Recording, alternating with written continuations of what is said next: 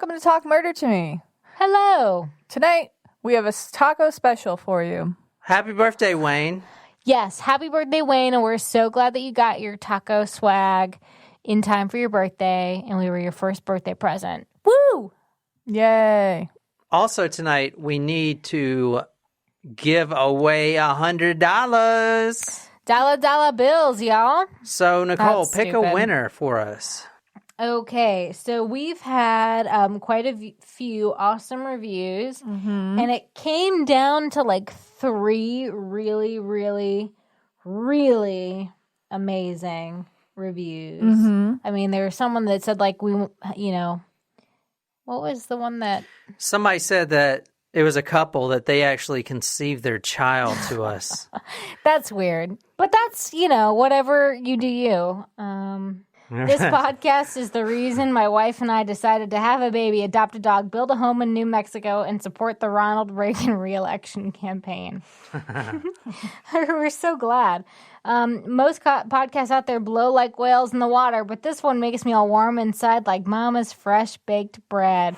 Wow, these are some really good ones. Okay, so I think we're going to have to say the winner of this $100 Amazon gift card is Cree Mickey. Cree Mickey. Cree, contact me at john@talkmurder.com, and I will send your link for the Amazon gift card. I think it's just digital nowadays, so I can just send you a code. And you can take that $100 and do whatever you want with it, as long as it's on Amazon. But you can buy a gift card to somewhere else. You could probably actually use it at Whole Foods, too. Yeah. Thank you all so much for supporting us and getting our first... Now we're well over 100 reviews. Now we're well over 100, on the way to 200. So I'm throwing out another challenge, Whoop, whoop.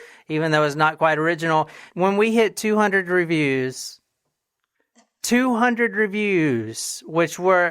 make sure you go and leave us a 5-star review tonight, and make sure it's good, long, and you have my name in there somewhere. And we will give you the winner, once we hit 200, a $200 Amazon gift card. How about that? Wow. You can either take it in an Amazon gift card or $200 in crinkled up ones that I will ship to you in a discreet package. I don't know. That's a hard choice. That's weird. Are you going to disinfect the dollar bills? Tonight we are doing a special episode for our Talkers Primo and one of our most frequent commenters on the forum, Karina. Oh, Karina. And her story, hey John, seeing as you're doing a new segment each week dedicated to hometown murders, I decided to do some digging around murders in Connecticut. Ooh. Anyone want to guess what this murder is? Yes. What? No. The top hit was Cheshire. Yes, Cheshire. Cheshire, Connecticut, home invasion murder. I haven't heard the story, so hopefully you'll be able to educate me about it. Well, I sure will, Karina, because it's a very compelling story. And then Kara actually comments, I agree with you, Karina. This would be a great one to cover. It also happened the next town over from where Jen and I went to college. Yeah, so there's a mom and 2 daughters, I think, and the father was not home, and someone broke into their house and killed the mother and daughters and then set the house on fire. Ooh. If I remember correctly. Nicole, can you tell us where Connecticut is? Connecticut is a New England state that is south of Massachusetts, where I'm from, fun fact. But it is in between Rhode Island, New York, and Massachusetts. Thank you. That is Nicole Laporte, our third place Geography B winner. Thank you. Thank you. So Cheshire, Connecticut is, just give you a run through of this city. It's kind of a smaller community. It's about 33 miles long, about 29,000 people. Now, it's the bedding plant, which is the actual, I don't know anything about gardening, but the bedding plant is something to do with gardening. Like you put it, it's like a shrub. It's the bedding plant capital of Connecticut. Interesting. It was once a farm community, but now it's more residential. And more importantly, It's the childhood home of James Vanderbeek from Dawson's Creek. Because, yeah, you guys care about he's still acting and doing things, possibly. Yeah. And also, it is where J.P. Morgan attended the Episcopal Academy in Cheshire.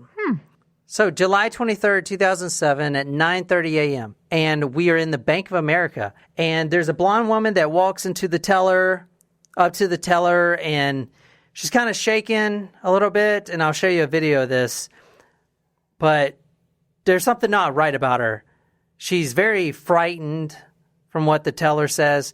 She requests to withdraw $15,000 in cash, but she also slides over a note, a handwritten note that said something to the effect of, I need this money because my family is being held hostage at home.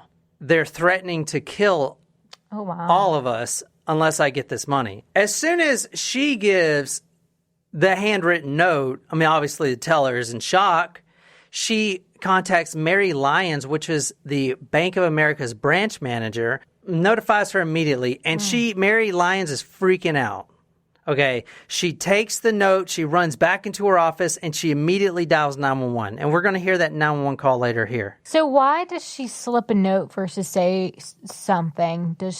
Are they following her? She tells the teller that the man who is holding them hostage, one of them, there's two of them, one of them is actually in the car waiting for her to get out of the bank. Gotcha, okay. He drove her to the bank as soon as they opened. Her name is Jennifer Hawk Pettit. Now, the family is the Pettits, P-E-T-I-T. Her name is, what do you call it when you have... Hyphenated? Yeah, so what is it like? You marry someone, but you keep your own last name too? Or how does that work? It's like you make your last name your middle name, but you decide to use both all the time. Yeah, so I guess that's her middle name or her last name. It's part of her last name. Yeah, so she's made it part of her last name. So her name is, and we'll call her Jennifer from now on, Jennifer Hawk Pettit. This is the Pettit family we're talking about. The 911 dispatcher looks up the address and everything else, dispatches the police, obviously, to the woman's residence. But Jennifer and the guy that's holding her hostage was already at the residence by the time the cops even pulled up. Now, as soon as the police arrive, they start setting up a perimeter. Now, this is going to become very important here in just a second. It's a 4-bedroom home. The location is 300 Sorghum Mill Drive. That's S-O-R-G-H-U-M Mill Drive. The father, William Pettit, Dr. William Pettit, is an endocrinologist. So, and Jennifer, is a nurse. That's how they met. The police are outside. Now, police hear some screams from inside the house. Oh.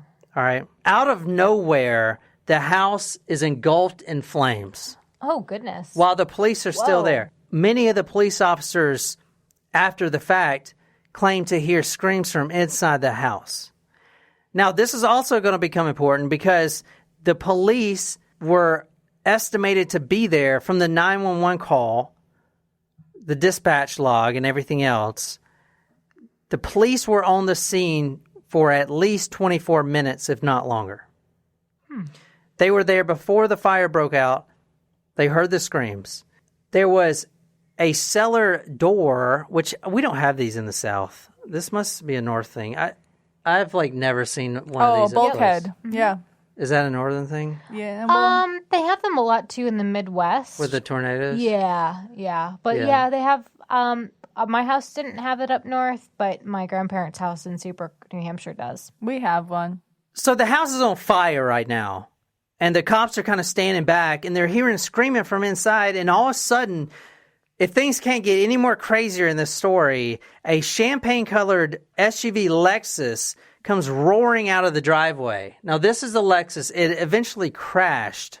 The SUV skids out. It goes a block or two down the street, and it actually rams right in front of a cop car. Oh, geez. So this, damage. yeah. I mean, the front of that police car is just completely crushed. Mm-hmm.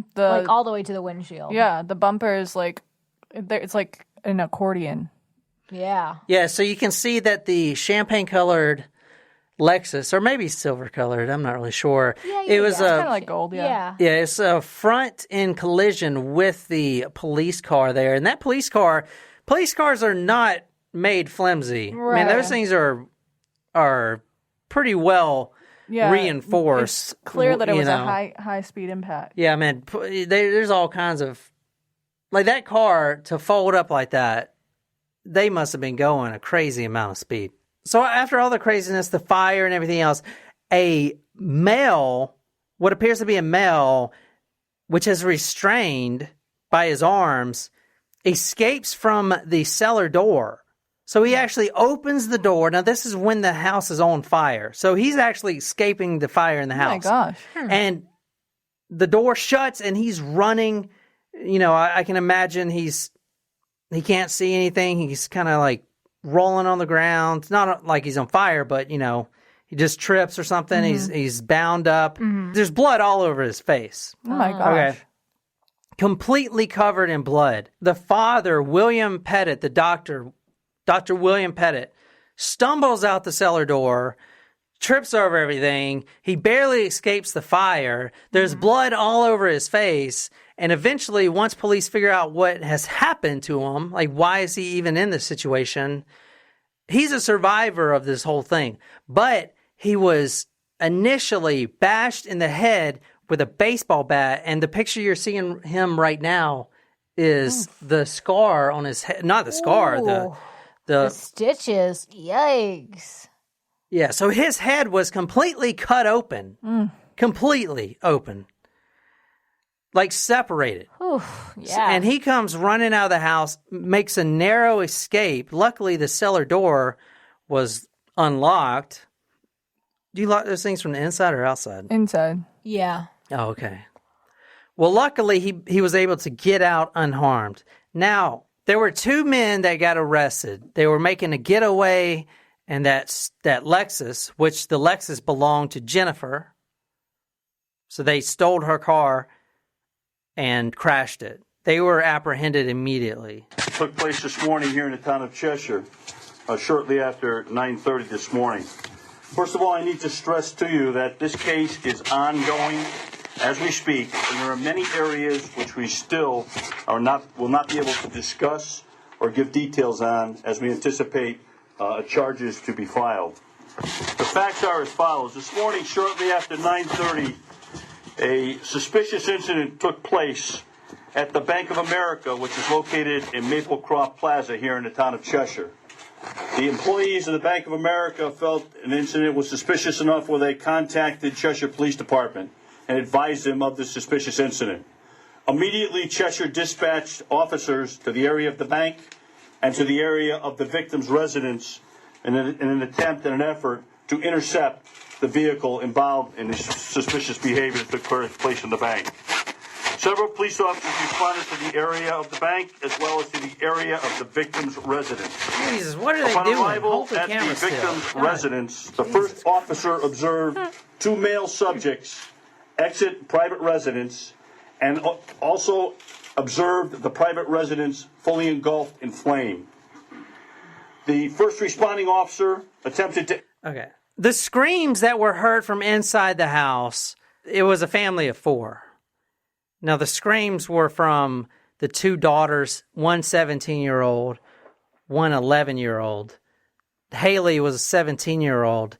Michaela was 11-year-old. They were screaming inside the house. Yeah, they were outside for 24 minutes. There's a 2-hour HBO special on this case. I think it's just called Cheshire Murders. I'll put a link to it on the Talk Murder page. You can find it on YouTube. But the police get a lot of shit for this. Yeah. Okay, they were there for 24 minutes. Some reports from some officers say that they heard screaming from inside the house. Is it possible that they simply were preparing for a hostage situation in the house? Okay. Yeah. Because that's what I was thinking at first. Because right. Assessing the situation, getting everybody Yeah. in position. Exactly, because they think it's going to be a hostage situation in the house. Now, I didn't even think come to think of that until I actually read an article with that. I do want to say when William, the survivor, the father, escapes out of the cellar door, he supposedly, even in his dazed and confused state, sees several men standing in the bushes, which were cops. Yeah. So there were plenty of cops around. They just didn't go inside. They just did not go inside, even though they heard the screaming of the two girls and the house was on fire. Mm-hmm. So what kind of hostage situation are you going to conduct with a house that's in flames? I'm just saying. I mean, I would get if they knew that they had super heavy machine guns or something. You know what I mean? There's nothing that would make you think, oh my God, our entire police force is going to be at risk against two guys. You know? I feel like there's something, if that was the case, there would have to be something that makes them feel like they're going to be at a disadvantage. Do you know what I'm trying to say? Yeah. Here's the thing about this. Even to this day, the police, the Cheshire police, have not sat down to answer questions for Jennifer, one of the victim's sisters. Her sister has asked repeatedly, as well as, the whole family have asked repeatedly for police to sit down and try to explain what happened this day. Mm-hmm. And in fact, this article I'm reading right now is from the Hartford Courant, dated July 23rd, 2013. Now, this event happened in 2007. The police just now released the phone calls the morning of this home invasion. Wow.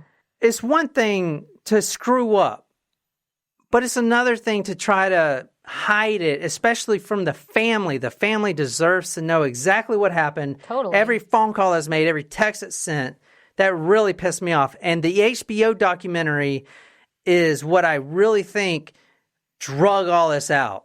Because the HBO documentary came out, people were criticizing the way they handled this. Because it was not very good how they handled it. Well, I remember all throughout, college, every so often, we would hear news stories about the case because it happened right next door. So there was always something going on with it. I just can't say enough good things about how proud I am of the extraordinary effort of our police officers and our firefighters. They're extremely well trained. They're a great group of professionals, and I think today exemplified the finest of what the police and fire are all about in this community.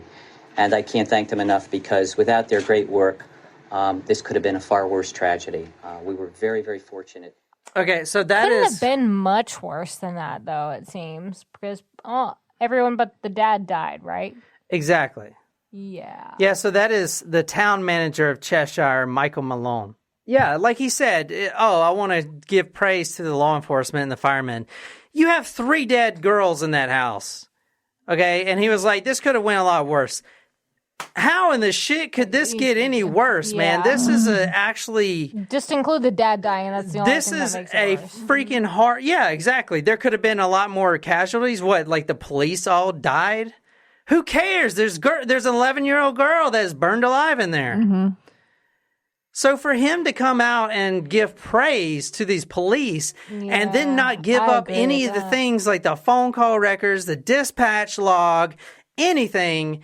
is just kicking the family right in the fucking face. Agreed. This made me sick.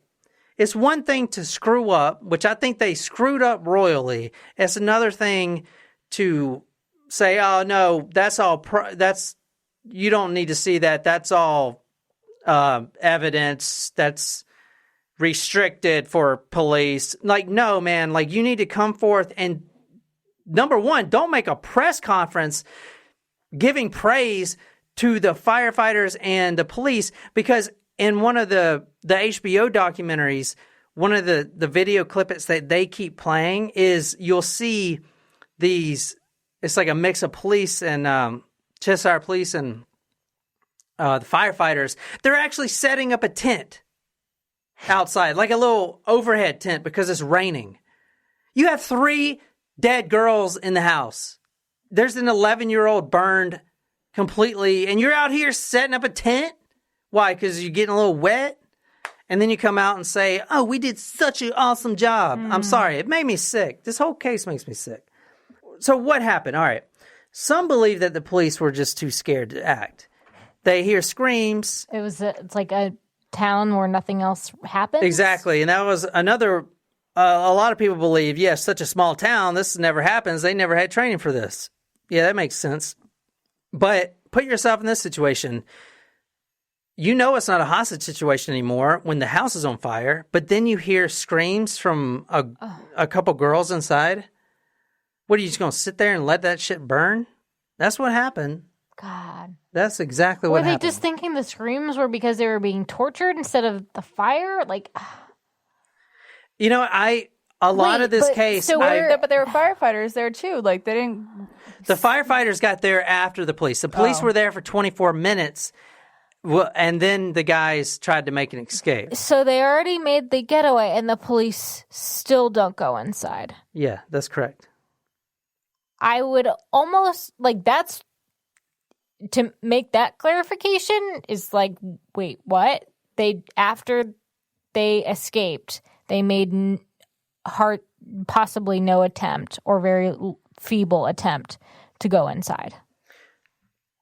Jennifer's sister, Cindy Wren, on the HBO documentary, the sister, Cindy Wren, talked openly about this whole operation, and she was criticizing law enforcement. And I kind of agree with her. So a lot of this case, I actually looked in because they finally did release all the phone records and stuff like that. So I kind of wanted to see, you know, what the deal was with that before we even talk about the murder. Number one, the survivor, William, the dad, escapes and he sees the cops in the wooded area. According to the Hartford Courant, Police Lieutenant James Fasano, who was dispatched to the bank to interview the employees, actually doubted the validity of the mom's account when she got there. Now, I can kind of see that. Someone comes in requesting a large sum of money, says, you know, you got to give me this right now because my family's tied up at home. I kind of understand that to an extent. Mm-hmm. But even if you doubt it, you still need to react like it was true. Okay. There's about 9 calls that happened to the dispatch that morning of this whole incident. And that was one of them, was Lieutenant Fasano doubting the validity of the whole story. Another call came in from an actual hostage negotiator. His name was Eric Granath. He was one of 3 of Cheshire's hostage negotiators, which is kind of crazy. I didn't know they had that many. I mean, I wonder how many Mount Pleasant has. Now, he actually called into the dispatch and he inquired whether or not he was needed to come in because he actually got a page. You know, this is still when we had pagers. And it told him, you know, there's a hostage situation. So he calls in and, quote, I need to know whether you want me in or not. I am the hostage negotiator and I got paged, end quote. He is then told, quote, not at this time, and then is hung up on. Shortly after his call, the dispatcher receives yet another call from a guy named Kerry Nastry, a member of the SWAT team. Quote, Brian and I are on West Johnson and we want to know whether we should come in and start suiting up. And then he is told, quote, we will call you if we need you. So what kind of hostage situation is this? Are they going to do it or are they not? Are they going to set up a hostage situation or are they not? Are they just going to let these girls burn alive? The police have never came out to this day and said what they were thinking. The tactics, they never even talked to the family. It's like this big secret, big conspiracy, which kind of really pisses me off, to be honest. But one of the calls that came in said, this was from Chief Joseph Popovich, which was the deputy chief at the time. Quote, what I want to do is set up a perimeter, a better perimeter. As soon as everyone is geared up, then what we are going to wind up doing is, and then he stops, we're going to have to make contact. Now, they actually got 2 phone numbers inside the house. One of the mother's, Jennifer's, cell phone, and then one of the daughter's cell phone. So he says, quote, hopefully those are good numbers so we can start with those. Now, he is obviously thinking there's a hostage situation. The cops have been there, but at what point does a hostage situation turn into the house is fucking burning and there's girls screaming inside? Maybe this Bingo. isn't really a Yeah. hostage situation at all. Maybe we should just get these girls out. When the guys fucking leave, when they're no longer holding Yeah. somebody hostage, you know? And these guys are setting up a fucking tent because it's raining. All right. Yeah, it makes you mad, I know. Yeah, that's fucked. That's really fucked. Inside the home were 3 victims. Jennifer Hawk Pettit, which was the nurse, which was the one that I showed you on the video at the bank. Haley, which was 17. Now, I want to say Jennifer Pettit, the mother, suffered from multiple sclerosis. This is a really good family, by the way. Haley, a 17-year-old recent graduate, was actually leading an active fundraiser. She was the head of it for MS research, for multiple sclerosis Wow, that's awesome. research. And all the interviews from her classmates, they're breaking down, crying. Like, no one even knew that she was leading this multiple sclerosis campaign and had raised like $50,000. No one even knew it. You know why? Because she was so humble that she didn't tell anyone. I mean, this is a very good family. Michaela, 11 years old. William Pettit, the survivor, narrowly escapes. When he's in the hospital with his head split wide open, he can probably barely even function, even know where he's at. He's apologizing to Jennifer's parents, saying, I'm so sorry, I should have saved her, all this stuff. And they were like, you are in no position at all. Number one, I'm going to tell you, because he was sleeping when he got hit with a baseball bat. He had no chance at all. I mean, they were just glad that he got out. Yeah. You know? I can't even begin to imagine the amount of guilt that he felt, though. Yeah. I'm sure. Yeah. Oh, yeah. Survivor's guilt. Yeah. He has not practiced medicine since this incident. Now, he does lead a foundation, which, you know, definitely, in case anyone wants to donate to his foundation, I'll talk about that later. Let's go over kind of the timeline. So the 2 guys, and I know I'm going to pronounce one of this guy's name wrong. He's got such a weird name. This is Joshua Komisarjevsky. So he tells the whole story from July 22nd, a day earlier in 2007. This is around 6 p.m. Now, this is coming from the testimony he gave, which we'll hear audio from, to the detective. On July 22nd, 2007, Joshua Komisarjevsky, whatever his name is, goes to the Stop and Shop in Cheshire. Now, he goes there to meet a contractor because he was wanting to receive a payment.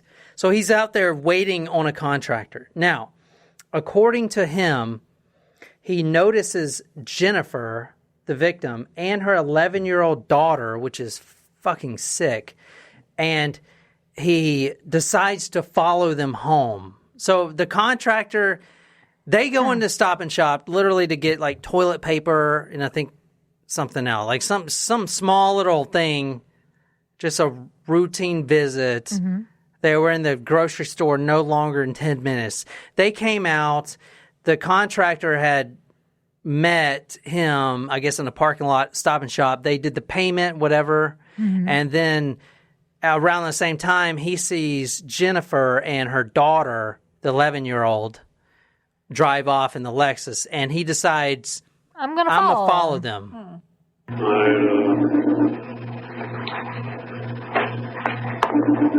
At that point, I had At what time? so 6 o'clock-ish or so In the evening? in the evening. I was waiting for a contractor to make payment, and while waiting, I saw a mother and a daughter walk into the Stop and Shop, and noticed that they were driving a very nice vehicle. And didn't really think much of it at the time. The contractor had shown up, and we were discussing business and making payment. At which point, about 15 minutes later, the mother came back out with the daughter and got in their car as the contractor was also driving off. where we had completed our transaction.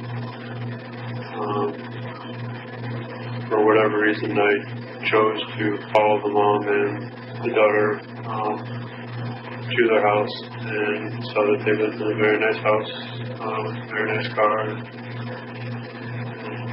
thought it'd be nice to be there someday, not have to worry about financial problems and stress and all that. It goes. Not have to worry about financial stress. So I'm just going to follow this mother and her 11-year-old daughter back to their home because I thought it'd be nice. I don't have to worry about financial stress one day. Anyway, now during this entire day, well, you got a question? You guys asked. It's almost like, is he trying to picture them in their life? Like he's the husband and the dad, or he's like into them both? I interpreted it as like he followed them home because he wanted to see what it would be like, what their living situation was like since they had a nice car. And then when he got there, he was like, man, I wish I had this. During the entire day of July 22nd, he was texting his friend, Stephen Hayes. Now, they actually met in a halfway house. Stephen Hayes is a 44-year-old crack addict that lives with his mother. Oh. Ma! Where's the meatloaf? He follows the family home, and he's texting. Now, Stephen Komisarjitsky, damn it, I almost had that time. Joshua Komisarjitsky, Joshua actually has a child that's what he's saying. I'm putting the child to bed. They're texting each other at night on the night of this. Now, that is Stephen Hayes saying, I really want to go do this. Because for the past month or whatever, they've been discussing ways they can make some quick cash. Stephen Hayes as well as Joshua both have a lengthy rap sheet. And they're both drug addicts? Stephen Hayes is more of a drug addict than Joshua, but I'm pretty sure they both do drugs. Mm-hmm. I was just curious if that's what their motivation for the cash was. Well, Stephen Hayes, he's got 18 burglary arrests so far. Oh, he just does this a lot. Yeah, and so does Joshua, about the same number. Now, Stephen would actually see your nice car pulling into a nice trail to go for a walk. Maybe it's your lunch break. Going to walk around the trail. Yeah. And then he'd wait there till you leave and then break in your car and steal your shit. See, I wonder if he would ever, because there was a trail by one of the campuses that Quinnipiac had, like where the upperclassmen live, York Hill. There's like a trail. Oh, you think he was there? I wonder if he maybe would like go target that parking lot over there by that trail. Definitely possible. Well, that was what he liked to do, but that money wasn't really fast enough from what they were trying to say. Now, they had bounced a few ideas. They were actually thinking about robbing people as they come out of the stores and stuff like that. But, it's not really going to give them the big payout they were wanting. Right, because working, like every other person is just, Too much. They're above it. So they met at a halfway home because they're both drug addicts, and they basically met in an AA program. Apparently, Stephen Hayes was really gung-ho on quitting his crack addiction, but like a month before this, he locks himself in a hotel room and he buys so much, I think it's crack or heroin, one or the other. He does so much heroin and crack that he actually tries to kill himself. And, I fucking wish he did. Did it say which hotel? Was it the Days Inn? Because that one was really sketchy. No, I'm serious. We know about some Days Inn being sketchy. Days Inn be sketch. No, like the sketch. It was so sketchy. It was right across the street from the Mount Carmel campus, and it was just like the sketchiest place. Did we tell you about the Days Inn? Yeah. There was you could smell pot. Yeah. So people, you would walk, property. and people had their doors open and sitting there in their undies. And we Sounds walked like into the place room. I lived in for a couple There was of weeks. this weird stain on the chair. I was like, Outie. I felt so disgusted even sitting on the bed that I literally we left the Days Inn, and I got on Priceline because Priceline is fucking amazing. Yeah, with the price line. Yeah. So if you don't, how Priceline works, you can save 60% But you just picked the hotel by the star rating, Right. so it's like 4 stars, Yeah. but you don't know the hotel name. Right. So we did that for $95. We got a 4-star hotel. That's awesome. And nice. as soon as I got there, I was like trying to wash off. Yeah, I felt like spiders were crawling all over Ew. me. Just in my mind, it was just like, get it all off, because I felt like I so smelled like the place. disgusted. It smelled really weird. I think I smelled really weird coming. It was so disgusting that day's in. And then Nicole, like, they actually charged us twice. And Yeah, I like had to you call said, them today. you called them and you're like, number one, your hotel is a sleaze hole. Yeah, I was like, first of all, we didn't pay for the hotel. It was paid for before we arrived. It's paid by this organization. They sent me the confirmation number. I have proof, like it, where it says like, thanks for paying, and it showed the dollar amount that they paid. And so when we went there, the lady didn't really speak English, and she made it seem like it was most hotels they will charge you like $50, and then they'll reimburse you for it as long as you crap, I don't damage forgot. the room. They charged me for that conference hotel. I have to call the hotel. See, there you go. So Days in?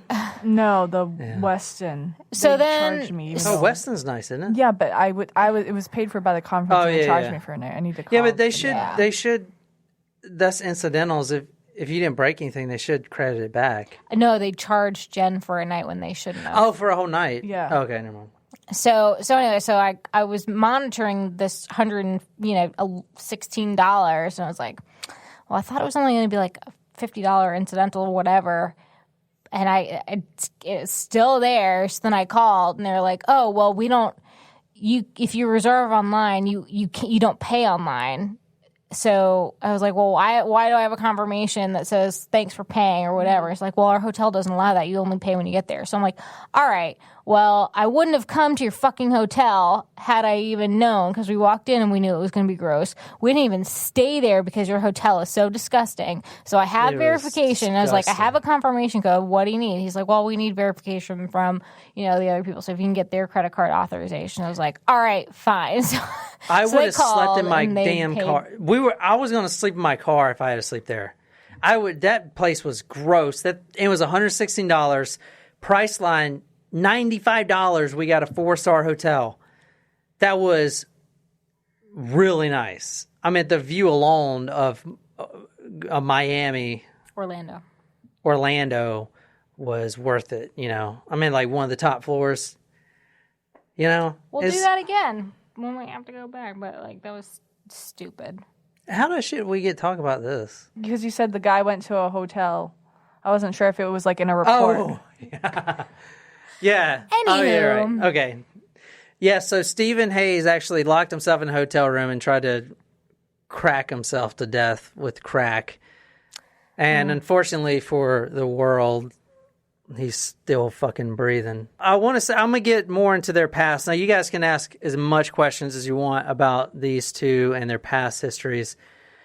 Joshua Komisarjevsky. Ooh, that's the first time I said it right. Good job. Y'all say it. Komisarjevsky. Yeah, that's good. Komisarjevsky. Joshua Komisarjevsky actually was adopted. That may come into play. Because remember, what was the story we had that it's like 20% of inmates are adopted? No, it wasn't adopted. It was in the foster Yeah, it's the same system. thing.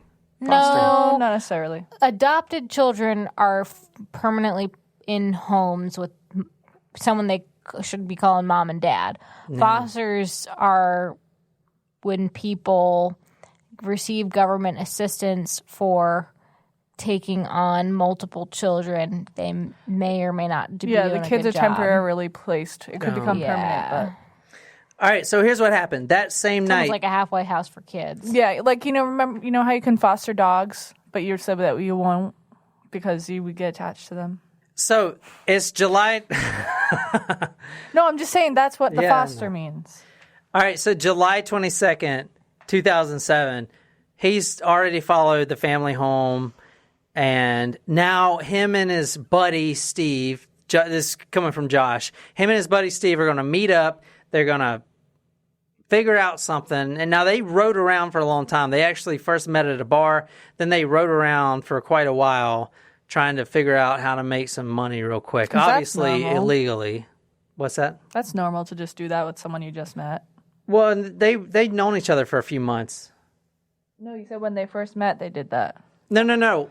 Oh. That night on July 22nd, okay, when sorry. they met up, they decide to go to the Pettit house, and it's dark outside. They both have masks, so face mask on, black, ski mask, gloves on.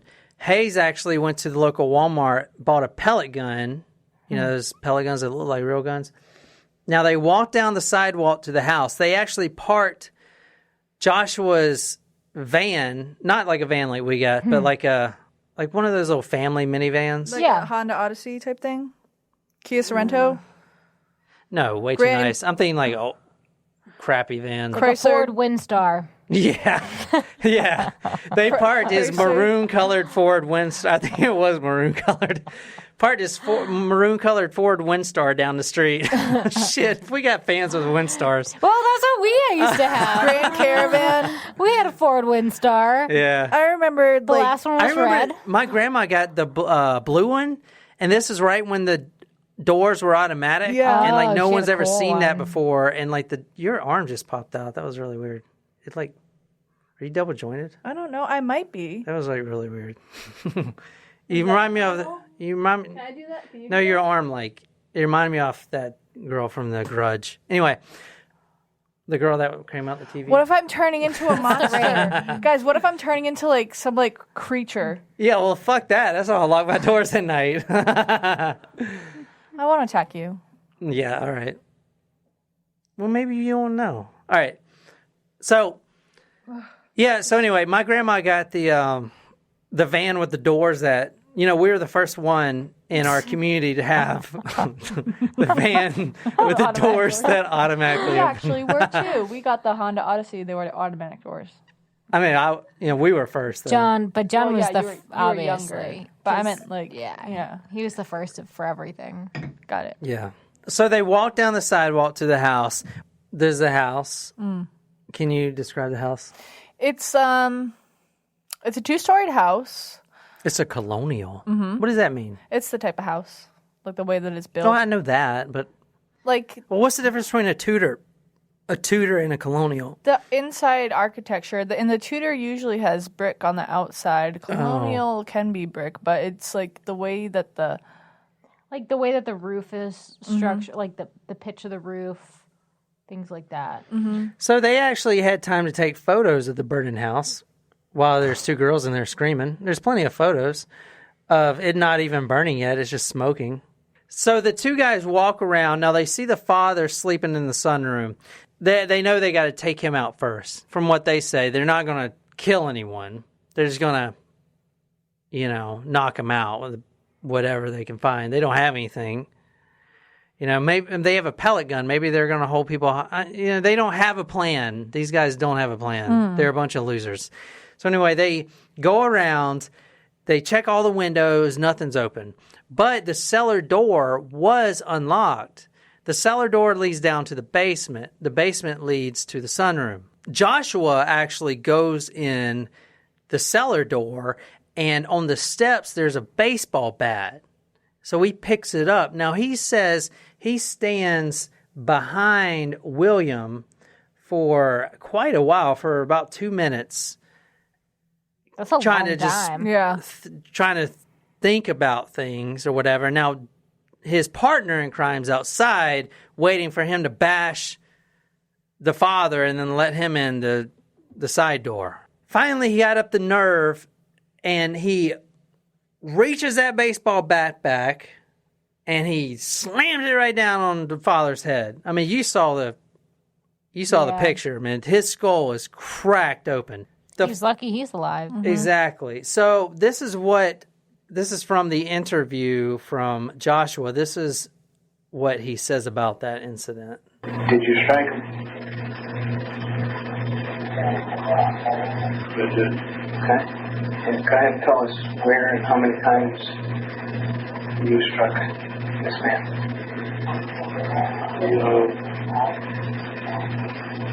I hit him in the head with a baseball bat. He let out this unworthy scream.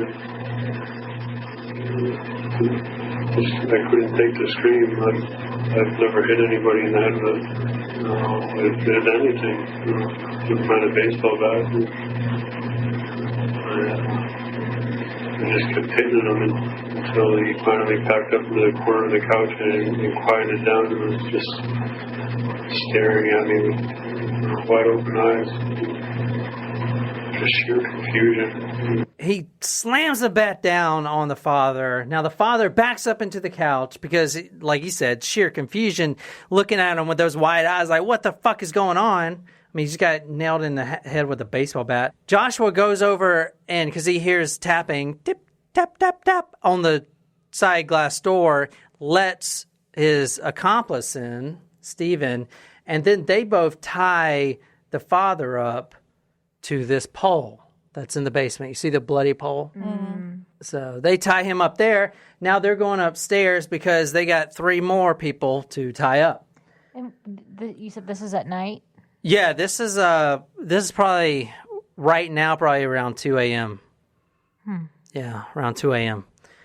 Now, so they go upstairs and they know the daughters have their own separate bedrooms. They pass the older daughter's room. They said they're coming back to her. They note to themselves, all right, we want to come back here. They go to the mother's room and they notice the 11-year-old daughter they're like sleeping in the same bed.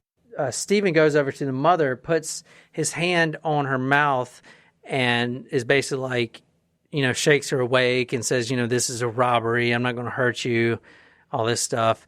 And then Joshua does the same thing with the younger 11-year-old daughter. Eventually, they tied all the girls up to the bedpost. At first, they just tied their hands, and they actually went back and tied everyone up to be restrained to something, to an object.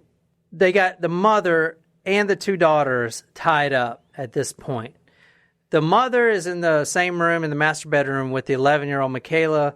Dad's still downstairs tied to the pole. The oldest daughter is tied up in her room. They proceed to go through the entire house and do their mission, which is to look for valuables, money, and anything like maybe a nice watch or earrings or whatever. Now, they don't find anything worth of value. They don't find hardly any money, probably a little bit of money, but they did come across a check registry with over $40,000 in the account.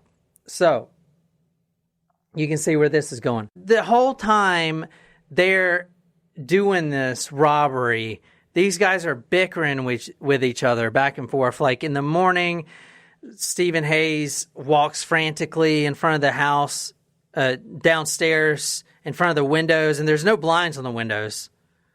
Stuff like that. Like he takes off his mask, he takes off his gloves. Like they're bickering back and forth on who should do what. They're like not very prepared. They're not prepared at all. Anyway, they decide that here's what they're going to do. They're going to take the mother to the Bank of America in Cheshire in the morning. As soon as it opens, she's going to pull out $15,000 because that is like not as suspicious as pulling the whole 40 out. They think they can get away with that. Yeah. Because I think if you pull out over 10,000, I don't think you can pull out. I mean, you can pull out as much as you want, but they notify the IRS, right, or something if you pull out 10,000. I don't know. I'll let you know when I have $10,000 to pull out of a bank account. Yeah, there you go. Yeah. Now, at this time, when they decide to take her to the bank, it's 4 a.m. in the morning. They're like, all right, let's just wait it out a few hours. Now, they're actually... Because otherwise, like, what the heck were they planning to do once they got into the house? But if they didn't find that checkbook, like, what the fuck were they planning on doing? They just thought, this is what they thought. They thought there was going to be a bunch of valuables? Yeah, they just think, that's a nice house. They must have thousands of dollars just laying around. And that's not how it fucking works. Nope. You know what I'm saying? Just because you have a big-ass nice house doesn't mean you have gold coins scattered. It's not like you're Scrooge with these fucking gold coins. Yeah, that's weird. They're just stupid criminals. They're actually comforting the family the entire time. They're asking the dad, what time do you got to go to work? He's talking about he's got all these things, appointments. The mother saying she's got to be at work at so-and-so. So they're giving the impression like this will all be over. It's all going to be over. Mm-hmm. We're going to get this $15,000 and then we're going to be out. All good. So the mother was actually I mean, no one's okay with it, but she was actually, okay, I'll do this. You know, I'll get the money. That's why you saw her in the bank. She wasn't like, alert the cops, alert the press, because she knows that the family's still tied up and things can go very badly in a second. So she was trying to play along because she actually thought that at the end of the day, they were just going to take $15,000 and the cops would worry with them later. Right? Yeah. Do you think you can tell me I should ask this later, but do you think they went into this anticipating that they were going to kill them, or something did just go horribly wrong, like when she called the police? I don't think they went in with the intention of killing everyone, but I'll tell you exactly why here in a second. Okay. But yeah, that's a good question. She gets to the bank, the 911 call's made, and then we start at the beginning of my story again, right? So that's what happened. Right. Joshua ends up moving the 11-year-old daughter back to her own bedroom to further separate the family members so they won't get any funny ideas or whatever. At this point, all the family members actually have their faces covered with pillowcases. They took pillowcases off the pillows and put them on the family's, the face. Mm-hmm. While Stephen Hayes is at the bank during this time, because it takes a little bit, something else goes on at the house. Okay, so KK, obviously she told you her nickname or whatever is KK, or you? KK is Michaela. Now she's the 11-year-old? Yes, she's the 11-year-old. Now, in the HBO documentary, the family, the surviving family, is infurious that this piece of shit uses KK.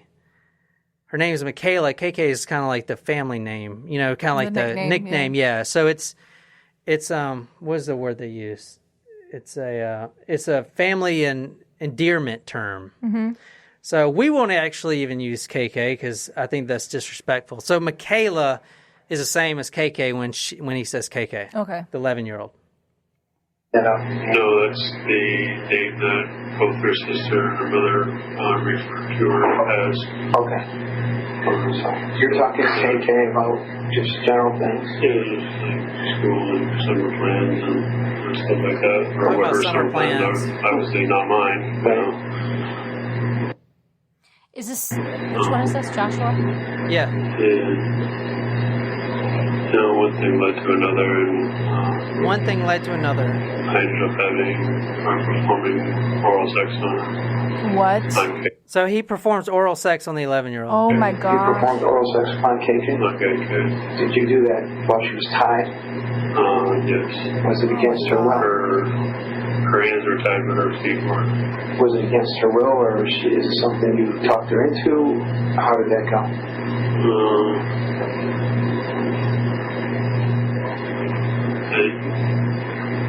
It started off as against her will, and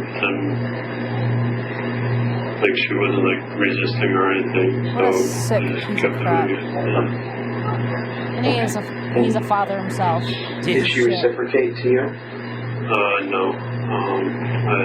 After about 5 minutes or so, I had let her get dressed again, but before she did that, she asked if she could take a shower in the master bedroom shower. Okay. Which I was fine with. Now, you said you let her get dressed again. How is it she came upon being undressed? Because you originally said she was dressed. Yeah, I used a pair of scissors and had cut her shirt off and her skirt off. Was that for the purpose of having sex with her, or was there another reason you did that? For the purpose of having sex. Okay. That's disgusting. Okay, so now let's go back to the grocery store when he spots Michaela, the 11-year-old, and the mother. Mm-hmm. Now you see why he was interested. He targeted her. Exactly. Now it makes you sick to your Kind of fucking like the stomach. Jamie Kloss thing. Now it makes you really fucking yeah. sick to your stomach. Now her face the entire time is still covered with a pillowcase. He says at first he forcefully performed oral sex, but then, she's a fucking 11-year-old. Like, Yeah. are you fucking kidding me? Like, I don't even know how to respond to that. All right, anyway. Are you performed oral sex upon her? Her face was still covered? Yeah. Okay. And I had ejaculated on her stomach. That's why she wanted to take a shower.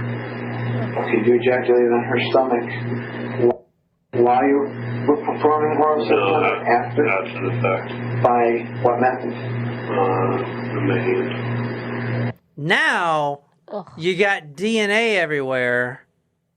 Now burning the house seems like a little more plausible, right? Anyway, Steve Hayes is still at the bank. Now, he actually pulls out the $15,000. That actually happens. Here's a picture of Stephen Hayes buying $10 worth of gas at 7 a.m. So, if you were asking, did they have the intention to killing these people? I think in the morning they did. Because he actually goes and buys gasoline to burn the house down. Okay, and I'll get... Oh, wait, he didn't... Yeah, $10. $10 for the gas is not a lot. Yeah, he actually took 2 bottles that he found in the house. Like gas canisters? Yeah, maybe Tide bottles or something. And he took them to the gas station, filled them up, $10 gas, 7 a.m. in the morning. At 9 o'clock, the bank opens. So they were definitely planning on killing this family, even though the entire time they were comforting them, saying, oh, we're about to be out of here. When you first just said he bought $10 worth of gas, I assumed it was he put $10 in the car. No, this is... No. Good. Okay, good. That's an important distinction. Yeah. Wow. So yeah, that shows clear intent. Yeah, he bought hours earlier. Yeah, he definitely bought it for one reason and one reason only. Now, he gets back from the bank. He's got the money. He walks in the door with Jennifer, and Jennifer, the mother, is about to get tied up again. Joshua takes her into the living room, ties her up. She has no idea he just did that to her 11-year-old daughter. But she still thinks they're about to get out of here, like we're about to get let go. As soon as Steve walks in the door, Joshua says, all right, we have a problem. This is what happened. Now you have to settle the score by killing the mother. Now they both blame each other for who is the bigger monster. Settle who gives the a shit? Score. What do you mean? Basically, I just raped this 11-year-old. Now you have to go and kill the mother. You have to be worse than I am? How does that make any sense? It's just fucking, I fucking, guess that's the whole point. Exactly. They wanted to, I don't know. You need to settle the score. You need to kill the mother. So he takes a while to get pumped up. That's what Joshua says in the interview. He's like walking around trying to talk himself up. Eventually, he goes into the living room. Now, the mother is tied to the love seat. Around maybe 20 minutes later. Now, this is after, the police are literally gearing up, going to be at their house real soon. Mm-hmm. Right? This is like, cops have already been called. They're back from the bank, yep. Exactly. And at this time, literally a couple minutes later, the cops actually get there because they actually see the cops outside before they start the fire. I want to point that out. Anyway. It's a big point. Yeah, so the timeline here is very close together. Joshua runs back to the hall because he just hears the cellar door slam shut. Oh, which means Dad's out. They actually moved Dad to the basement, but he wasn't restrained to anything else. He was just tied at the hands. He gets out. Now they got a problem because the dad's out. So Josh runs into the hall to where the living room area is to tell him. And by this time, the mother is supposed to be already strangled. Joshua had tied her up to the love seat. They actually converge in the hallway, and Joshua looks over Stephen's shoulder and sees the mother. She looks dead, and her pants are down past her ankles because obviously Stephen Hayes just raped her. Dad was, and I yelled at the same time. I jumped up, screaming to see that the father just took off. He just left. And was racing towards the room that he was in, and he was then coming back towards me. And as we're converging on the basement door, I could see behind Steve that the mother was laying lifelessly on the floor with her head on the love seat, and her pants were down around her ankles. So she's in your opinion lifeless. Her pants are down by her ankles, That's correct. which they hadn't been at any time prior to this. Never, no. And did you check on her? Did you ask him what he did? No, because my primary concern at that point was the father taking off the basement door. What made you think she was lifeless? Her face was a deep, deep purple from the neck. Yeah, her face was deep, deep purple. Okay, so now the timeline, they got to get out of the house. So he takes the gas that he had previously got. Now the girls are still tied upstairs. And the 17-year-old isn't constrained to the bed, only the 11-year-old. Now they're bickering back and forth. He's like, go get the car keys. Get the car keys. We got to get out of here right now. Because the dad's left, like they're about to get caught. He takes the bottles of gasoline and he runs up and down the stairs, like frantically, and he's pouring the gasoline on the victims, on the mother, on the daughters that are still alive. Now, they have pillowcases on their head. He's dousing all the victims with gasoline. Oh, my God. Right? What monsters. Yeah, no shit. This is why people are like, can we just, Kill these assholes? Yeah. I was like, you can't seriously be contemplating burning these two girls alive. Like, it's unconscionable. Like, Yes. It's unreal. It's bizarre. It's completely unreal. It's just not what... You can't do that. You just can't. I went to KK's room. There was no gasoline in there. She was still in her bed. She's still alive. Oh, yeah, absolutely. Okay. Face is covered? Yes, the pillowcase was back to her butt up enough so that she could breathe. Then I closed the door, and then I went down to the back towards the stairway and past the oldest daughter's room. She too was sitting in her room, tied to her bed, like she was previously. And this whole interview, he's trying to blame his accomplice. But here's the thing, like, Takes two to tango in this. Yeah. the gasoline's poured everywhere, so, and the 11-year-old's tied to the bed, so, and that's what he says, I shut the door. And then later in the interview... like the door's Yeah. not made of wood? I mean, they're both the same. The defense attorney comes out for Stephen Hayes and is like, since he's been arrested, he's been suffering depression and all this stuff. I'm like, boo fucking who? Yeah. You know what you should do? Every day you should throw a little bit of gasoline on him and fucking burn him every day where it's excruciating. Make him live his entire life with third fucking degree burns every goddamn day until he's 99 and then kill him. But that's just how I do justice. The 17-year-old daughter was actually not restrained to the bed. The daughters, and I don't know how accurate this is, I really pray to God that it's true, they both died of smoke inhalation and not being burned to death. They died of the smoke, I hope so. and I believe that.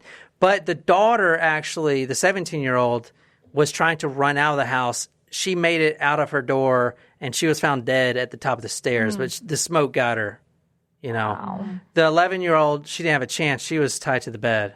After this whole thing, the detectives, they took Joshua's phone and they found 7 or 8 nude pictures that he actually took of the 11-year-old during this whole thing.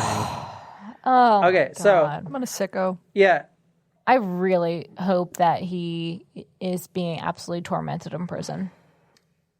well, Seriously ass raped every day. Hayes, would you want me to tell you the verdicts or whatever? Yeah. I'm assuming it's fucking guilty. Yeah, so Hayes was found guilty of 16 out of 17 counts of burglary to murder to arson, all this stuff. November 8, 2010, a jury recommended execution by lethal injection. Good for you, What do you guys Connecticut. think? Do you guys believe in execution? I don't. I do. Under certain circumstances. What about this case where you rape an 11-year-old and then set her on fire? That's like, like fucking shit. You know, I don't know. This is one of the cases that makes me that definitely challenges my stance on the death penalty. But at the end of the day, I don't know. In the HBO documentary, the defense attorney did bring up a good point. Doing capital punishment, it's not to mention what he says as barbaric, but it does drag out for years and years of appeals. And all this time you're putting the family through additional torture because they got to be at all the court proceedings and stuff like that. So they're reliving this. So I do understand that. And my position now is I believe it should be the family that decides. Anyway, and I do see one of the defense lawyers in the HBO documentary said, well, if you make the case, because this is a strong case. Right. I mean, even people are like, man, don't believe in death penalty, but yet I might make an exception. But he did say, if you make the exception here, then where's the line? You know, Right. you either don't have it or you do have it. Right. You know what I'm saying? There's no, wow, this is so bad type of shit. So I don't know. What do you guys think out there? You guys got any questions about anything? No. I can answer any questions about his background. No, I would just say my stance on the death penalty, like there are very few cases that are so cut and dry. What I hate about death penalty cases is where there is actually still doubt in a potential case where someone may have a potential to be exonerated. These guys ain't getting exonerated. They fucking ran into the cops. Like, no questioning. This was them. They admitted everything that they did. It's well documented. I know what they did, and we know all the acts that they did. So in a case like this, I wouldn't be opposed to the death penalty. Yeah. But in so many other cases where it could be an innocent case or you just don't know, feel like you don't know, then I wouldn't. Oh, I do want to point out one other fact. There is a law that was instated about 10 years ago. Now, I couldn't really find the exact law because it's like lawyers know that shit. Because in the state of Connecticut, a felony of burglary is 10 years in prison. You have a guy like Joshua with 18 on the record.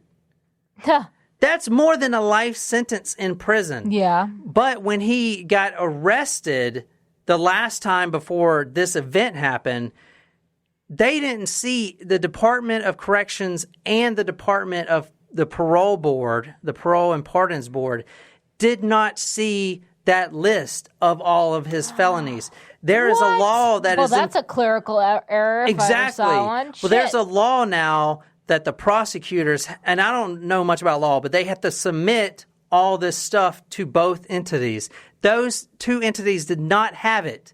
So they treated him like a first-time offender. Whoa. And with Joshua he's very manipulating. He kind of went through the system, and he shouldn't even have been out of prison. Wow.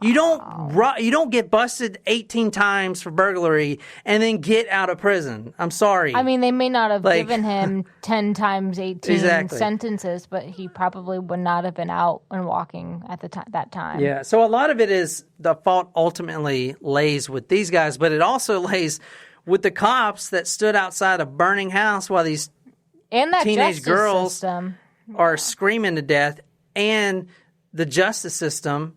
You know, I mean, things like this should bring some positive changes, you know, if people adopt them and actually make those changes. I don't know. What do you guys think? That's a shame. That's a really big shame. It just, things like him walking the streets could have been avoidable. Yep. And the deaths of those 3 young ladies was also avoidable. Yeah, it's tragic. I do want to say real quick that the home was burned down and demolished. It's now a memorial garden for the family. So if you're ever in the Cheshire neighborhoods, be sure to go and put some flowers down and walk around. It's a beautiful garden they had. They put some money into it. It's like at a garden walk where you can walk through the little thing. So it's That's really nice. Yeah, it's really good. So be sure to, if you're ever up in that area. And the foundation is the Pettit Family Foundation. The Pettit Family Foundation tries to do as many good actions as possible to counteract the evil that truly exists in the world today. We feel that we all must make a commitment to do what we can to make this world a better place. Be sure to go to pettitfamilyfoundation.org or just type the Pettit Family Foundation in Google. And I do want to say real quick, yes, this story is for you, Karina, and one point that we did not get to discuss because of the time limit that you may can chime in on, since you are really interested in the psychology of this stuff, is there's been a couple studies done of how burglary, of breaking and entering, criminals that will break into a home and burglarize have a higher tendency to sexually assault their victims. That's There's a interesting. link between the two. It's Interesting. It's a very psychoanalytical. Maybe because the act of breaking and entering is almost a violation of someone's space, and it's a violation of someone's like human body by sexually assaulting them. So I mean, Colonel it's a boundary thing. Russell Williams. Yeah. I mean, a lot of the stories that we've done have linked that. Yeah, but there's a very high link to both of them, and that popped out at me, and I started reading some of the studies, and I'll put them on the forum for you, Karina, and maybe you can chime in if you know more about that. But that was my story on the Pettit family tragedy known as the Cheshire Murders. Once again, this was a Talco Supremo episode. If you want me to tell your story for you, maybe a story that happened in your hometown, just a few blocks down the street, or maybe you have a case that you've been interested in and want to hear me tell it, go to talkmurder.com/join, become a Talco Supremo, get a badass t-shirt, get a lot of swag, get a lot of stickers, get a lot of love from us, get shouted out all over the place, and more importantly, submit your Talco special or hometown murder, and I will research it and dedicate it to you here on the show.